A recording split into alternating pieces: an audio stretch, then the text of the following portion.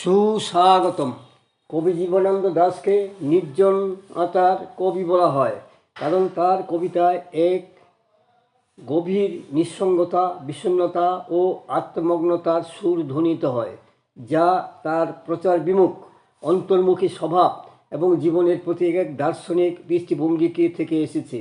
তার কবিতায় রূপসী বাংলার প্রকৃতি, ক্ষয়িষ্ণুতা, মৃত্যুচেতনা এবং মায়াবী জগৎ স্থান পেলেও তার স্বাতন্ত্র্য শৈলী ও মানসিকতার কারণে তিনি নিজেকে সাধারণ জগৎ থেকে দূরে রাখতেন।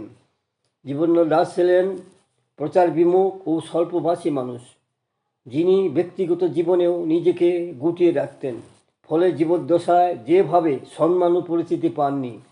তার কবিতার এ ধরনের শূন্যতা, ক্লান্তি এবং অস্তিত্বের সংকট ফুটে ওঠে, যা তাকে একাকিত্বের জগতে বিচরণ করতে বাধ্য করত। যদিও তিনি বাংলার প্রকৃতির ছবি আঁকতেন, কিন্তু সেই প্রকৃতি ছিল এক মায়াময়, রহস্যময় এবং কিছুটা বিষণ্ণ জগৎ, যা তার নিজস্ব একাকিত্বের প্রতিচ্ছবি। এই রূপসী বাংলার কবিকে নিয়ে ইউটিউবে সাহিত্যের নবদিগন্ত চ্যানেলে আজকের ভিডিওটি হলো প্রকৃতিপ্রেমী রোমান্টিক কবি জীবনানন্দ দাশ। গ্রন্থরায় রবীন্দ্র কুমার চক্রবর্তী। রূপসী বাংলার ভূমিষ্ঠ জীবনানন্দের স্বাভাবিকভাবেই বাংলাদেশের প্রকৃতির সঙ্গে শৈশব থেকেই ঘনিষ্ঠ সংযোগ ও পরিচিত ঘটেছিল।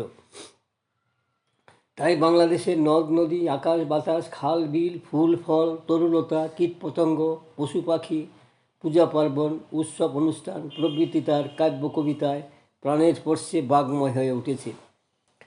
রবীন্দ্র যুগে বাংলার কবিতার ধারায় সবচেয়ে উল্লেখযোগ্য নাম জীবনানন্দ দাশ। যে নতুন কাব্য ভাষায় সাক্ষাৎ পাওয়া যায় তা অভিনব এবং আধুনিক। তার সমসাময়িক অনেক কবিতার মতো তিনি কিন্তু প্রত্যক্ষভাবে রবীন্দ্রর বিরুদ্ধে অবতীর্ণ হননি। আধুনিক হওয়ার জন্য প্রকাশ্যে কোনো ঘোষণার মধ্যেও তিনি যাননি, অথচ তার নিঃশব্দে বাংলা কবিতার যুগান্তর ঘটিয়ে দিয়েছিলেন। বিংশ শতক শুরুর প্রাক মুহূর্তে 1899 সালে 17 ফেব্রুয়ারি পূর্ববঙ্গের বরিশাল শহরে জন্মগ্রহণ করে পারিবারিক ও পারিপার্শ্বিক জীবনের প্রভাব নিয়ে জীবনানন্দ দাশ বেড়ে ওঠেন। বাবা সত্যানন্দ দাশের সত্যানুসন্ধানী দৃষ্টি ও বিশিষ্ট কবি মা কুসুম কুমারী দেবীর রচনায় মননদীপ্ত আমাদের দেশে হবে সেই ছেলে কবে, কথায় না বড় হয়ে কাজে বড় হবে, পুত্রের জীবন জিজ্ঞাসা করে তোলার সহায়ক হয়। মাতা কুসুম কুমারীর এই প্রত্যাশা তার নিজের সন্তান জীবনানন্দের মধ্যে বাস্তবায়িত হয়েছিল। জীবনানন্দ ছিলেন পিতামাতার জ্যেষ্ঠ সন্তান। তার নাম ছিল মিলু। ছেলেবেলায় জীবনানন্দ দাশের লেখাপড়া শুরু হয় বাড়িতে তার মায়ের তত্ত্বাবধানে। শৈশবে মেধাবী জীবনানন্দ মাতৃপ্রভাবে বৈষ্ণব পদাবলী, শাক্ত পদাবলী, রামায়ণ, মহাভারত, শ্রীমদ্ভগবদ্ গীতা প্রভৃতি কাব্যে, মহাকাব্য ও ধর্মগ্রন্থ পাঠে আকৃষ্ট হন এবং পরবর্তীকালে তিনি Shakespeare, Shelley, Wordsworth, Byron, Keats প্রমুখ প্রখ্যাত কবিদের নাট্যকৃতি ও কাব্যকৃতির সঙ্গে বিশেষভাবে পরিচিত হন। এছাড়াও সমকালীন ঘটনাবলী, দ্বিতীয় বিশ্বযুদ্ধ, 43-এর মন্বন্তর, 46-এর দাঙ্গা, গান্ধী হত্যা, দেশ বিভাগ, শরণার্থী সমস্যা, দারিদ্রতা, বেকারত্ব, বাঙালি সমাজের অবক্ষয় ইত্যাদি তার কাব্যে বারবার এসেছে। জীবনানন্দ দাশ তার সংগ্রাম মুখর জীবনের প্রতি মুহূর্তে ছিলেন কাব্য কবিতার প্রয়োগে তৎপর। জীবনানন্দ দাশ শুধুমাত্র কবি হিসাবে বিখ্যাত হলেও তিনি অনেক ছোট গল্প, উপন্যাস এবং প্রবন্ধ লিখেছেন। তার উপন্যাস বা গল্পের চরিত্রগুলি বাস্তবধর্মী। শুধু বাস্তবধর্মী বললে ভুল হবে, এটি চরিত্রেও কাল্পনিক নয়।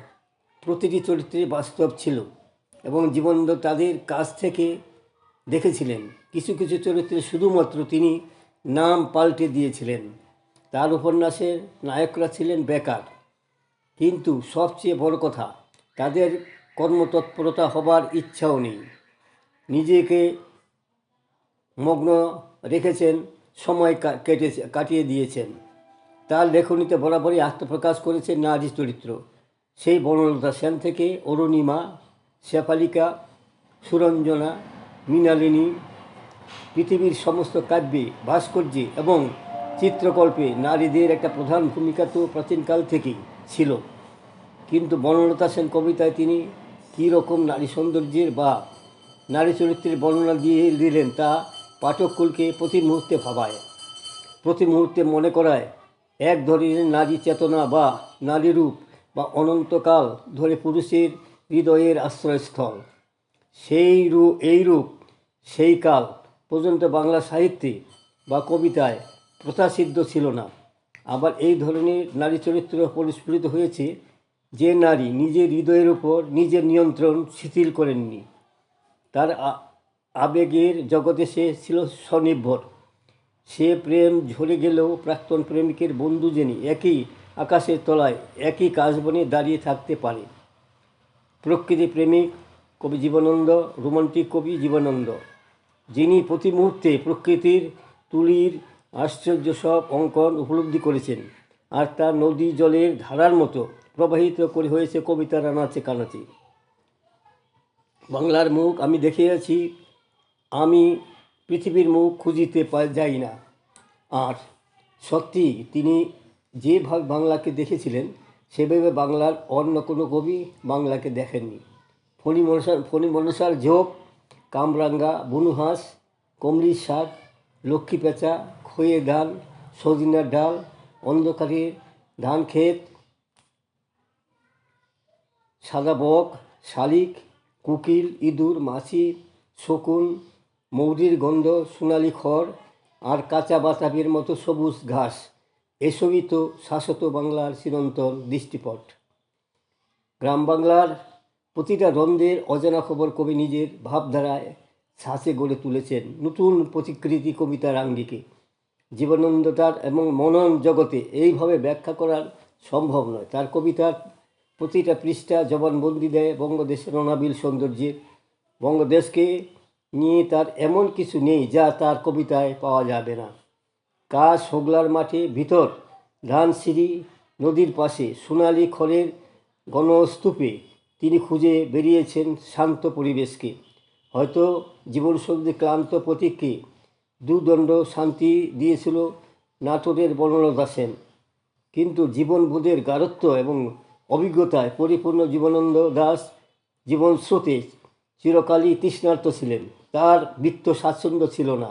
পারিপার্শ্বিক অবস্থান, লাঞ্ছনা আর অপমানের বিষবাণ তাকে প্রতিনিয়ত দগ্ধ করেছে। সাহিত্যের গঙ্গোত্রী থেকে উৎপন্ন হয়েও গঙ্গার জল ঘোলা ডোবার জলের মতো মর্যাদা পেয়েছে, কিন্তু তা সত্ত্বেও তিনি সাহিত্যের জগৎ থেকে সরে আসেননি। আত্মজ্বালায় দহন বেগবান ধারায় প্রবাহিত হয়েছে কবিতার ছত্রে ছত্রে। অভিমানী কবিতার অপ্রকাশিত কবিতার খাতা বন্দি করে রেখে গিয়েছিলেন এক বাস্কে, কিন্তু যবনিকার অন্তরালে থাকলেও তার অবস্থা প্রতিমূর্তি স্বচ্ছ জলে ভেসে ওঠে। কখনো তাকে নির্জনতার কবি, বিপন্নতার কবি আখ্যা দিয়ে সরিয়ে রাখার চেষ্টা হয়।